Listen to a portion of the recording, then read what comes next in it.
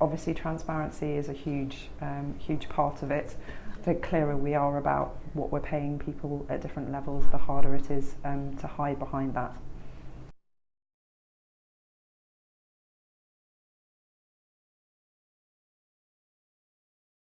I would say absolutely. It's great that we have senior women in the industry.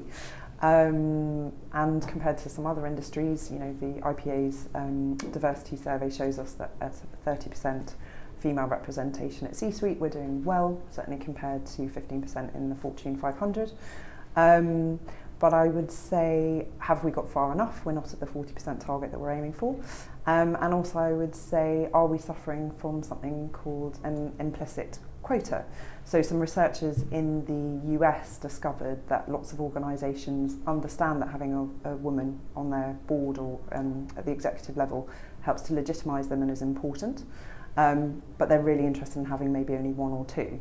And that anything outside that becomes more difficult. And actually they proved that having one woman on the board meant it was 51% less likely that a second woman would also be promoted to the board.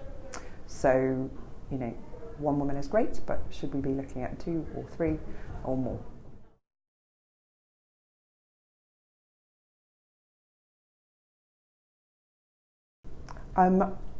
I think highlighting how important it is to have diverse talent. I think continuing to celebrate initiatives like Women of Tomorrow is fantastic. I think talking about how the women of the future are going to continue looking at the industry and asking themselves, is this a place that they can see themselves spending their whole career? And ensuring that agencies do have the sorts of role models that highlight the women of tomorrow, that you can be in the industry successfully and have other interests. And if that's caring for your children, great.